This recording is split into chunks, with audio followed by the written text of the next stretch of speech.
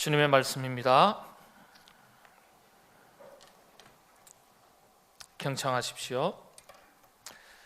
헤롯 왕 때에 예수께서 유대 베들레헴에서 나심에 동방으로부터 박사들이 예루살렘에 이르러 말하되 유대인의 왕으로 나신 이가 어디 계시냐? 우리가 동방에서 그의 별을 보고 그에게 경배하러 왔노라 하니 헤롯 왕과 온 예루살렘이 듣고 소동한지라. 왕이 모든 대제사장과 백성의 서기관들을 모아 그리스도가 어디서 나겠느냐 물으니 이르되 유대 베들레헴이오니 이는 선지자로 이렇게 기록된 바 또 유대 땅 베들레헴아 너는 유대 고을 중에서 가장 작지 아니하도다. 내게서 한 다스리는 자가 나와서 내 백성 이스라엘의 목자가 되리라 하였음이니이다. 아멘. 질문을 드리겠습니다.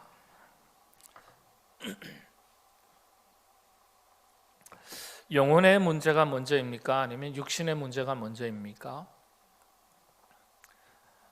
영혼의 문제가 먼저일까요? 육신의 문제가 먼저일까요? 영혼의 문제가 더 중요합니까? 육신의 문제가 더 중요합니까?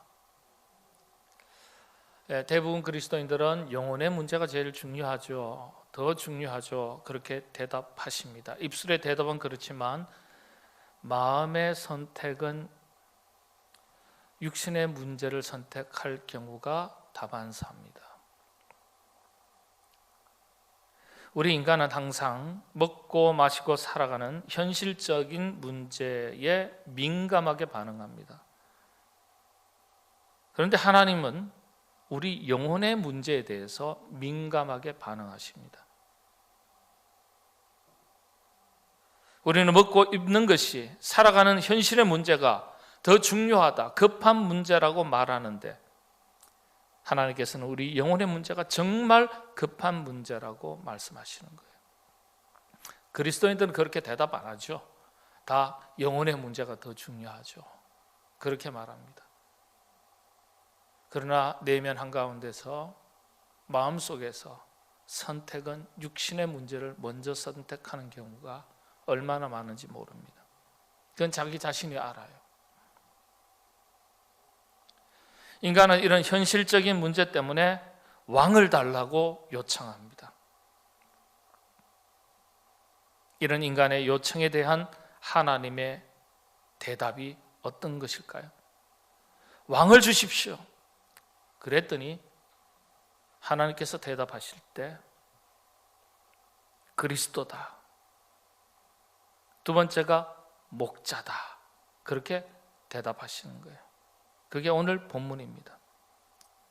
그리스도라는 게 무슨 뜻일까요? 영혼 구원에 대한 문제를 말하는 거예요.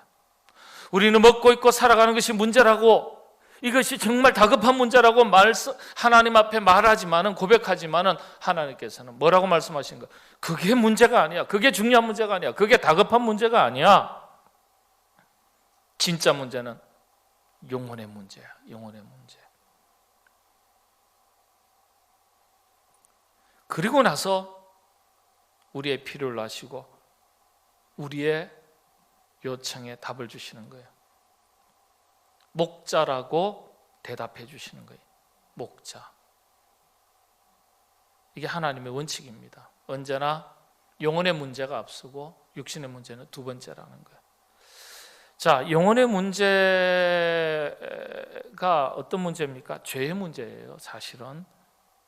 왜 죄의 문제가 더 시급하고 중요한가? 죄는요, 인간에게 고통을 주기 때문에 그렇습니다. 고통의 극치가 죽음이에요. 영적인 죽음, 육체적인 죽음이죠. 그리고 심판입니다. 영적인 관점에서 볼 때 죄의 문제를 해결할 때 비로소 구원함을 얻게 됩니다. 그렇죠? 그래서 성육신으로 이 땅에 오신 주님께서 이 땅에 오신 거예요. 성육신으로. 이 땅에 오신 다른 어떤 이유들보다 이 땅에 오신 이유가 바로 이 문제를 해결하시기 위해서 오신 거예요. 다른 어떤 이유들보다 우선하는 이유입니다. 그래서 주님께서 이 땅에 오셨기 때문에 구원의 문이 열리고 구원의 문제가 해결된 거예요. 그럼에도 불구하고 여전히 죄의 문제는 남게 됩니다. 인간은 타락한 이후에 죄의 본성이 남아 있습니다.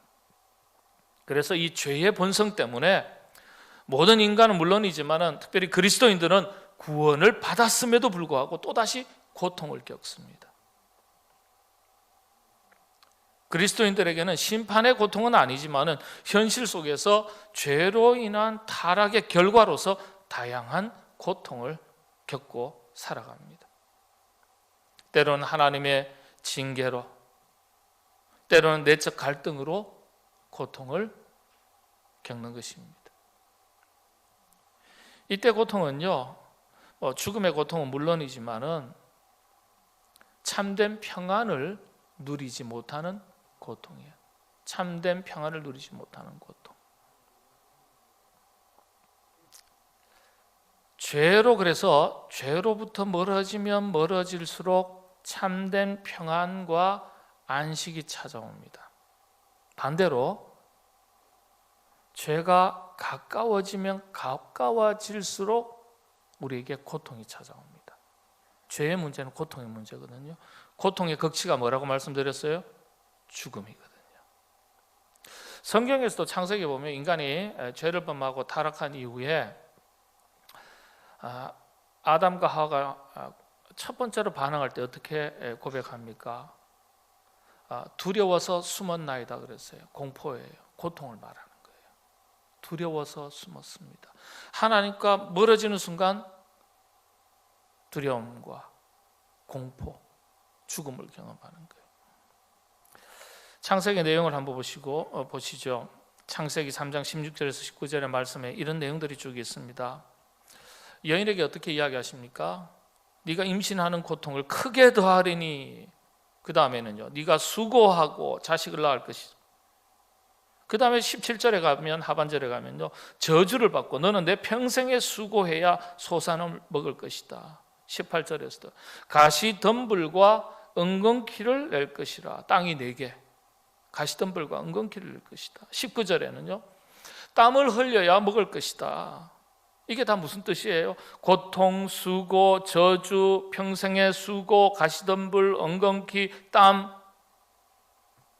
수고를 말하는 거예요. 수고의 고통을 말하는 거예요. 하나님은 죄로 인한 타락의 결과를 죽음이라고 설명하셨습니다. 그리고 수고할 것이라고 하셨어요. 그 수고가 다름 아닌 고통이에요. 그 수고의 끝, 고통의 끝이 죽음이에요.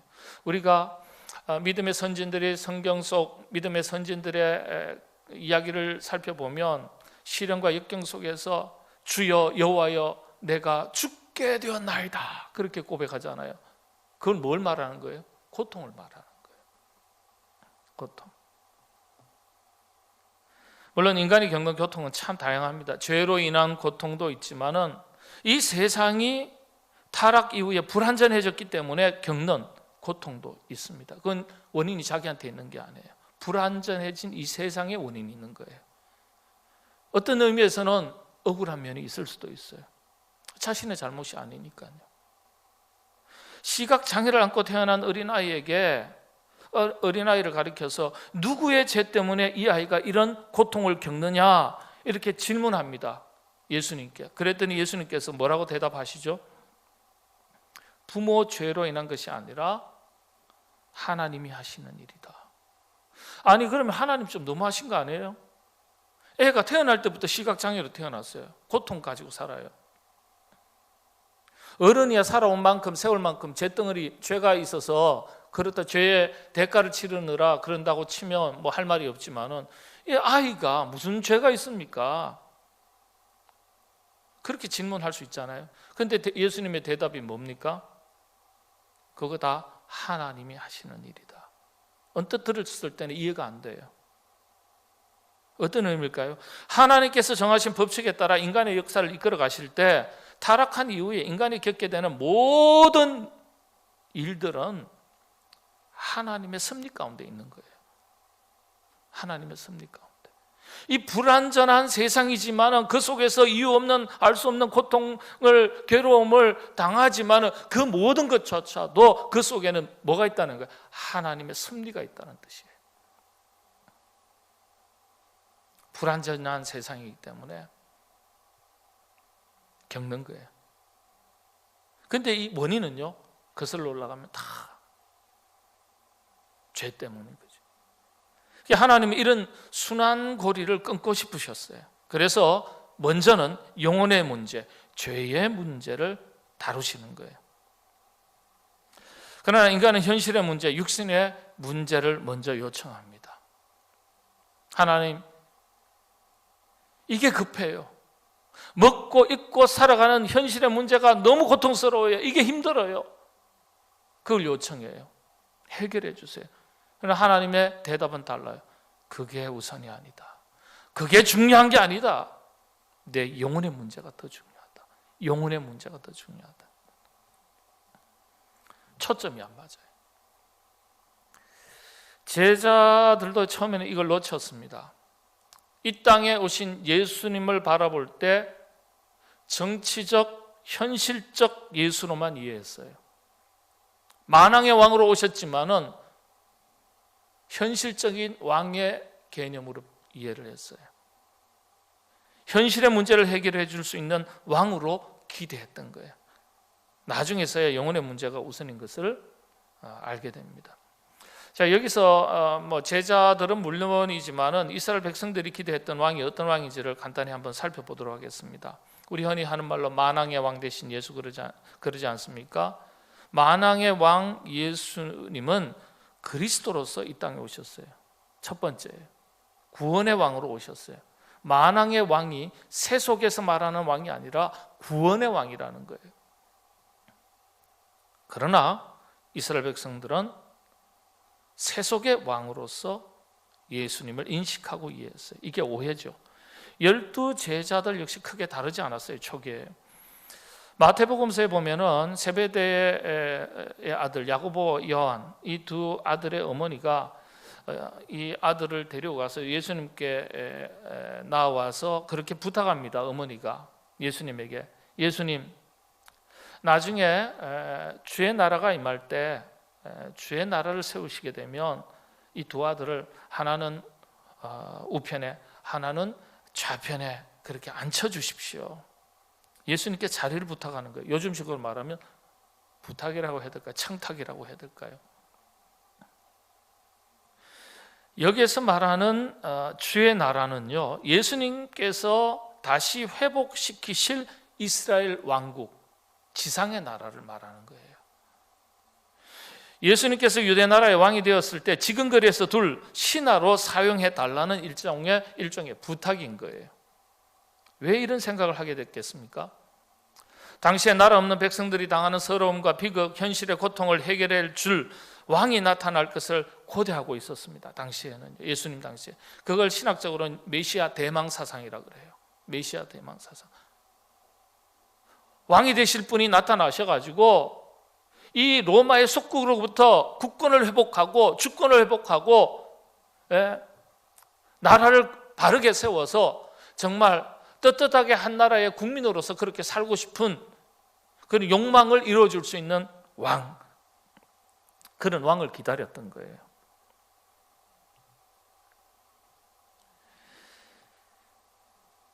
그래서 이스라엘 백성들이 가지고 있었던 왕의 이미지는요, 아주 단순합니다. 자신들을 지켜주고 보호해줄 존재로서의 이미지예요. 구약의 성경에 거슬러 올라가면 여러분, 나라를 처음 세웠던 당시에 사무엘 선지자의 당시의 이야기도 마찬가지예요. 사무엘서에서 여호와께 왕을 달라고 요청하던 내용을 보면 이스라엘 백성들이 말하는 왕의 개념이 어떤 것인지 정확하게 알 수 있습니다. 8장 5절에 보면 우리에게 왕을 세워 우리를 다스리게 하소서 그랬습니다. 왕을 세워 우리를 다스리게 하소서. 이러면 한글 성경에서는 다스리게 하소서 이렇게 번역이 됐지만 히브리어 원문 성경에서는요, 이 단어를 어떤 단어를 썼냐 하면 재판 용어, 법정 용어를 사용했습니다. 원래 구약 성경에서 다스리다라는 말로 번역된 히브리어 단어가 두 개가 있습니다. 라다라는 말과 사파트라는 단어예요. 그런데 이 두 단어가 한글 성경에서 모두 다스리다라로 번역이 됐어요. 근데 의미는 조금 달라요. 사용할 때 사용이 달라요. 라다라는 말은요, 그냥 다스리다, 일반적인 통치를 말하는 거예요. 똑같이 그런 개념입니다. 그러나 사용하는 기준이 달라요. 조금 전에 말씀드린 사무엘서에 기록된 우리에게 왕을 세워 우리를 다스리게 하소서 할 때 이 다스리다라는 단어, 사파트라는 단어는 법정 용어인데 더 정확하게 말씀을 드리면 변호해 주십시오 이런 뜻이에요. 변호해 달라는 말이 무슨 뜻이죠? 보호해 달라 이런 뜻입니다. 보호해 달라. 뭐 비슷한 단어입니다만은 훨씬 더 강한 의미로 사용된 거예요. 예. 그러니까 우리에게 왕을 세워 우리를 보호해 주소서 그런 뜻이에요. 실제적인 보호해 달라는 요청이에요. 정치적인 관점에서 자신들의 생명, 가족, 재산을 지켜주고 보호해 줄 목적으로서 세속 왕, 정치적인 왕을 세워달라고 이스라엘 백성들은 끊임없이 요청한 거예요. 끊임없이. 신약시대 로마의 지배를 받던 당시에도 크게 다르지 않았습니다. 그 당시에도 이런 맥락에서 예수님께서 이 땅에 오셨어도 성육신 하셨어도 뭐라고요? 이스라엘 백성들은 오신 예수님에 대한 이미지를 어떻게 가지고 계세요? 어떻게 가지고 있습니까? 육신의 생명을 지켜주고 보호해줄 정치적인 세속의 왕이 되실 분으로 그렇게 이해한 거예요. 야, 드디어 이제 저분이 오셨다. 유대 왕국이 다시 회복될 것이다. 우리의 토지들이 회복될 것이다. 우리의 자유가 회복될 것이다. 우리의 권리가 회복될 것이다. 그렇게 기대한 거예요. 자, 그런데 하나님의 대답이 어떤 대답일까요? 하나님, 먹고 입고 사는 문제에 대해서 해결할 수 있는 왕을 주십시오. 이게 급합니다. 중요합니다. 그랬더니 아니다. 영혼의 문제가 중요하다. 근데 이렇게 설명해 주셨으면 얼마나 쉽겠어요. 두 단어로 설명해 주셨어요. 그리스도다. 목자다. 이분이 그런 분이십니까? 그런 왕이십니까? 그랬더니 그런 세속왕, 정치적인 왕이십니까? 그랬더니 만왕의 왕 되신 예수님이 그런 분이십니까? 그랬더니 아니, 예수는 그리스도다. 예수는 목자다. 이렇게 대답을 하세요. 질문과 대답이 핀트가 안 맞는 것 같잖아요. 그리스도라는 말은 영혼의 문제, 영혼의 문제가 먼저라고 대답을 하시는 거예요. 구원자죠. 죄와 사망의 권세로부터 영혼을 살리시는 분이신 그를 말합니다. 구약식으로는 메시아, 구원자라는 뜻입니다. 심판과 영원한 멸망, 사망으로부터 구원하시는 분, 그리스도시다. 마태복음은요, 인간의 요청에 하나님의 관점에서 분명하게 답을 하는 복음서입니다. 마태복음이 그런 복음서예요. 인간이 세속의 왕을 달라, 현실적인 왕을 달라, 정치적인 왕을 달라 그렇게 요청할 때 하나님께서 그 요청에 대답하실 때 마태복음을 통해서 예수는 구원의 왕이시다, 예수는 목자이시다 이렇게 대답하시는 거예요. 이 점을 분명히 밝히고 있습니다. 1장 21절인데요. 아들을 낳으리니 이름을 예수라 하라. 이는 그가 자기 백성을 그들의 죄에서 어떻게 할 자라고요? 구원할 자이심이라. 현실의 문제가 아니라 영혼의 문제를 해결할 분이시다. 헬라어 성경에는 크리스토스 이렇게 나와 있습니다. 구원할 자, 그리스도예요. 왕으로 오신 예수에 대해서 오늘 함께 읽으신 본문 4절에도 그렇게 기록되어 있습니다. 왕이 모든 대제사장과 백성의 서기관들을 모아 그리스도가 어디서 나겠느냐 물으니 그리스도, 구원의 왕으로 오신 분. 인간의 요청에 대한 하나님의 대답입니다. 예수님께서 그래서 이 땅에 오신 1차적인 이유는 우리의 죄의 문제를 해결하시기 위함입니다. 죄의 문제가 곧 영혼의 문제로 연결되기 때문에 죄의 문제를 해결하시기 위해서 이 땅에 오셨고, 그리고 영혼의 문제를 해결하시기 위해서 십자가를 지신 거예요. 죄의 문제를 해결하시기 위해서. 그래서 여러분, 성탄의 절기에 성육신 하신 예수님을 우리가 다시 묵상할 때 어떤 자세로 묵상해야 되겠습니까? 예수님께서 이 땅에 오신 것은 내 죄 때문에 오신 거예요. 우리 영혼의 문제를 해결하시기 위해서 오신 거예요. 그렇다면 그런 주님을 바라보면서 가장 먼저 우리가 확인해야 될 것은 우리 자신의 죄를 들여다보고 살펴야 된다는 거예요. 이 때문에 오셨기 때문에. 그리스도인들은 이미 예수님을 믿음으로 인해서 구원의 문제는 해결이 됐지만은 죄의 문제는 여전히 숙제로 남습니다. 왜 그렇습니까? 이 죄로 인해서 인간은 다양한 고통을 경험하기 때문에 그렇습니다. 예수님 믿고 살아도 하나님 나라 갈 때까지는요, 그래서 우리가 이걸 씨름하면서 살아야 될 문제인 거예요. 이걸 가리켜 영적 싸움이라고 말합니다. 사도 바울의 고백을 보면 분명하게 알 수 있습니다. 로마서 3장 9절에서 10절의 말씀인데 9절 말씀 제가 읽겠습니다. 그러면 어떠하냐? 우리는 나으냐? 결코 아니라 유대인이나 헬라인이나 다 죄 아래에 있다고 우리가 이미 선언하였느니라. 기록된 바 의인은 없나니 하나도 없으며 하나도 없대요.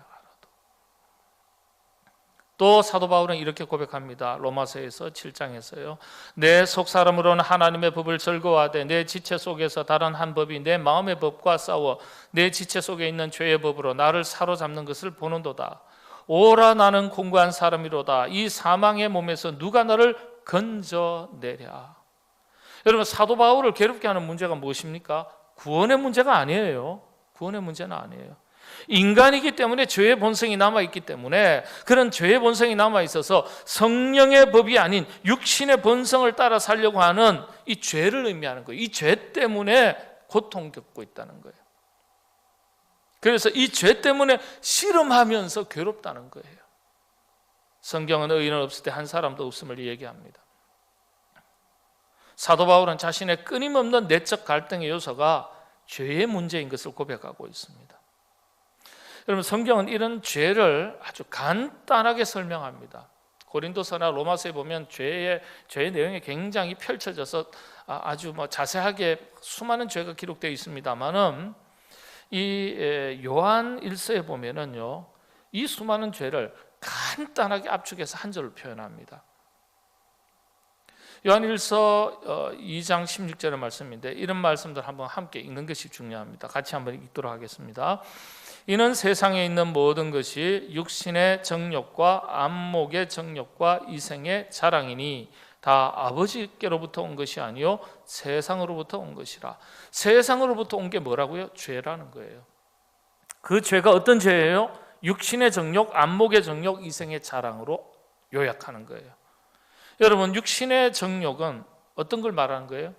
본능을 잘 다스리지 못해서 생기는 죄를 육신의 정욕이라고 말합니다. 헬라어에서 그런 개념으로 사용했어요.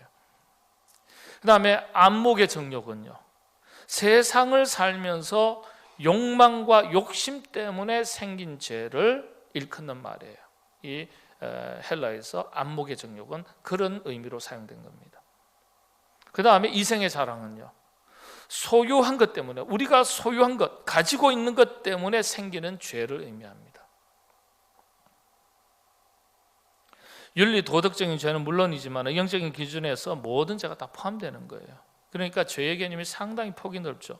한 가지 분명한 것은 죄가 우리 가운데 들어오게 되면 우리가 이로 인해서 고통을 겪게 된다는 점이에요. 그래서 이 죄를 해결할 때 1차적으로 영혼의 자유함을 얻게 된다고 성경은 우리에게 분명하게 가르쳐주고 있습니다. 이건 영적인 문제만이 아니라 우리의 육신의 삶도 함께 포함되는 거예요. 현실 속에서 우리가 안고 살아가는 수많은 문제가 죄와 무슨 상관이 있냐 그렇게 물으실지 모르겠지만 성경은요, 우리 인간이 겪는 모든 종류의 고통은 바로 죄로부터 비롯된 것임을 분명하게 가르쳐주고 있습니다. 그래서 우리가 죄의 문제를 해결하면요, 우리 내면이든지 육신의 삶이든지 참된 평안과 안식이 찾아오는 것입니다.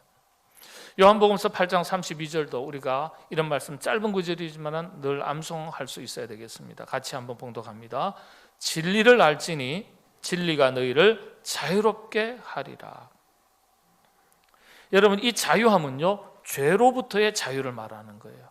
영혼의 자유함을 말하는 거예요. 죄로부터의 자유는 영혼 구원을 의미하고요, 영혼의 자유함은 삶의 평안과 기쁨, 곧 행복을 의미하는 것입니다. 그래서 죄의 문제는 우리가 주님 앞에 설 때까지 씨름해야 될 문제입니다. 이걸 영적 전쟁이라고 그러는 거예요. 여러분들 영적 전쟁에서 항상 승리하는 여러분 되시기를 바랍니다. 그래서 성탄절, 왕으로 오신 예수님을 우리가 바라보고 맞이하는 첫 번째 자세는요, 구원의 왕이시며 또 예수님 앞에서 우리 죄를 돌아보고 영혼의 문제를 먼저 살피는 것입니다. 주님이 이 땅에 왕으로 오신 이유이기 때문에 그렇습니다. 우리의 영혼의 문제, 죄 문제 때문에 찾아오셨으니까 우리 자신도 역시 주님 앞에서 영혼의 문제, 죄의 문제를 먼저 돌아보는 것입니다. 요한 3서 1장 2절에 이런 말씀이 있습니다. 서두에 말씀드린 대로 영혼의 문제가 우선입니까? 아니면 육신의 문제가 우선입니까? 성경의 답은 명확해요. 요한 3서 1장 2절에 사랑하는 자여 내 영혼이 잘됨 같이, 내 영혼이 잘됨 같이, 그게 우선이에요. 그리고 네가 범사에 잘되고 강건하기를 내가 간구하노라. 영혼이 잘되는 게 우선이에요. 그 다음으로 범사가 잘되는 거예요. 범사가 잘되는 기준에 범사가 잘되는 것의 기준이죠. 그리스도의 평강, 강건, 하나님 주시는 평안을 말합니다. 육선을 쌓아두고서도 평안을 잃어버리면 다 헛하지 않겠습니까? 이 마태복음이 전체적으로 보여주는 예수님은 어떤 예수님이냐? 세속적이고 정치적인 왕으로 오신 예수님이 아니라 바로 구원의 왕으로 오신 예수님, 목자로 오신 예수님을 보여주는 복음서가 마태복음서입니다. 자, 목자가 이게 왕하고 무슨 상관관계가 있겠어요? 여러분, 양을 한번 보십시오. 양에게 왕은 누구예요? 목자죠, 목자. 먹을 것, 입을 것, 잠자리, 목자가 양을 다 책임집니다. 양의 입장에서는 목자가 왕이에요. 참 하나님, 멋진 하나님이세요. 영혼의 문제가 우선이다, 영혼의 문제가 더 중요하다, 죄의 문제가 더 중요하다, 그렇게만 말씀하시지 않으시고 첫 번째, 그리스도다, 너희에게 보낸 왕은 그리스도, 구원자, 구원의 왕이시다, 이렇게 말씀하시고서도 그걸로 끝내지 않으셨어요. 우리의 현실의 문제를 해결해 주실 목자이시다라고 또 설명해 주세요. 현실적인 거예요. 주님은 우리의 현실의 문제를 외면하지 않으십니다. 목자는 양을 먹이고 기르는 사람이에요. 우리의 현실적인 문제를 해결하시는 예수님을 의미하는 겁니다. 오늘 본문에 보면 6절의 말씀에 보면 내 백성 이스라엘의 목자가 되리라, 그렇게 기록되어 있습니다. 여러분, 목자라는 말은요, 목동이죠. 양을 치는 사람, 그런 뜻만이 아니에요. 원래 이 목자라는 단어의 헬라의 원 단어는요, 히브리도 동일합니다. 먹이고 기르는 사람, 그런 뜻입니다. 먹이고 기르는. 원래 거기에서 먹이다, 기르다라는 단어에서 비롯된 거예요. 그래서 예수님은 우리의 영혼의 문제만을 다루는 것이 아니라 우리의 현실의 삶에 대해서 구체적으로 그 필요를 아시고 채우시고 돌보시는 분이세요.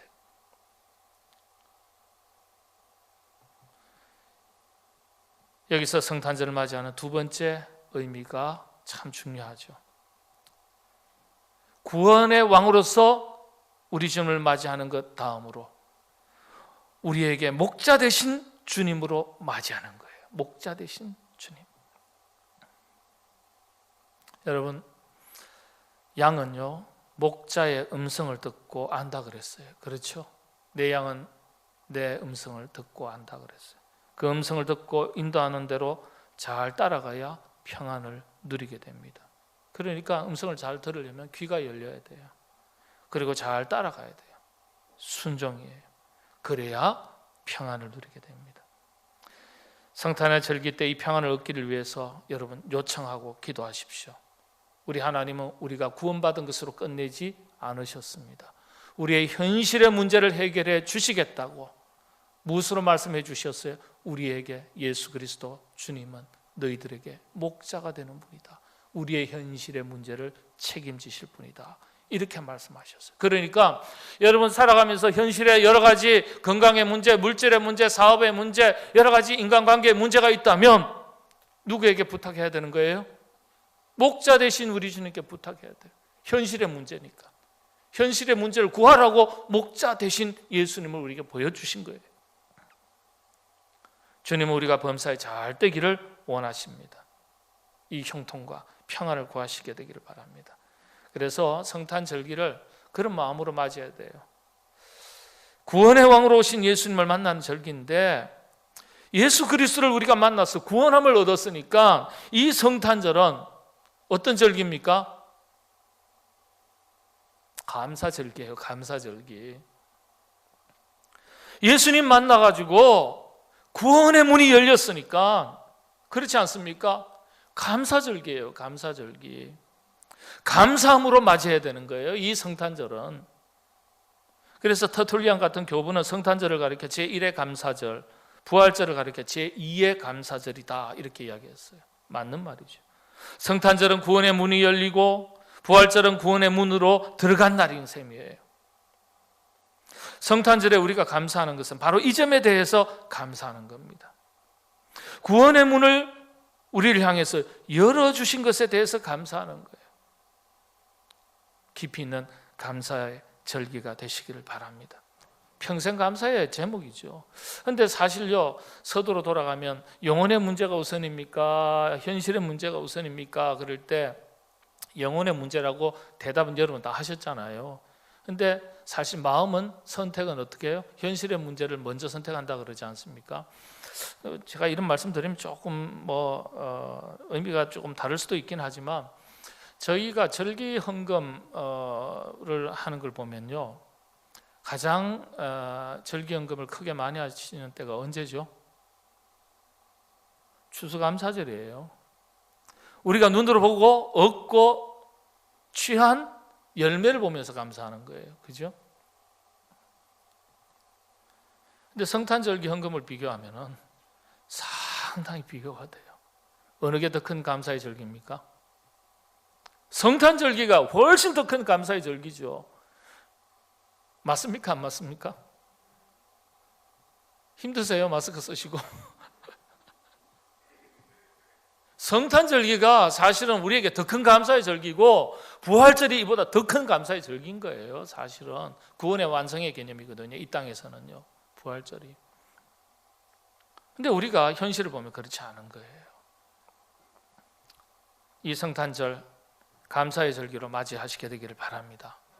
그리고요, 기쁨의 절기로 맞이하셔야 돼요. 왜냐? 구하라 구할 것이요, 찾아라 찾을 것이요, 문을 두드리면 열 것이니라. 우리 예수님의 목자 되신 예수님이기 때문에 우리에게 이렇게 말씀해 주신 거예요. 우리 현실의 문제를 해결해 주실 분이시기 때문에 그런 분을 우리가 만난 거예요. 그러면 참 기쁘죠. 든든하죠. 영혼만 구원하신다면 천국이야 가지만 우리의 육신의 삶이 세상에서 온갖 고통과 시련 속에서 전쟁 치르듯 그렇게 살다가 천국 간다면 얼마나 고단한 일이겠습니까? 영혼 문제만이 아니라 그래서 우리의 삶의 실제적인 문제를 해결해 주시고 먹이시고 돌보시는 양이 목자가 되어 주시겠다, 그렇게 말씀해 주신 거예요. 참 감사한 일이죠.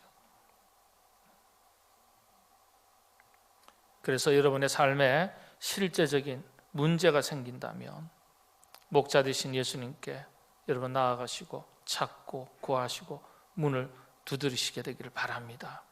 하나님께서 채우시는 거예요. 해결해 주시는 거예요. 구주로 목자로 오신 주님을 감사함과 기쁨으로 맞이하는 오늘 또다시 우리 10년 가운데 만나는 성탄의 절기가 되시기를 바랍니다. 기도하겠습니다. 주님, 그리스도로 구원의 왕으로 우리의 선한 목자로 우리에게 찾아와 주셨으니 참으로 감사합니다. 주님을 만나는 큰 기쁨과 감사가 있는 이 성탄의 절기가 되도록 인도하여 주시옵소서. 예수님의 이름으로 기도하옵나이다. 아멘.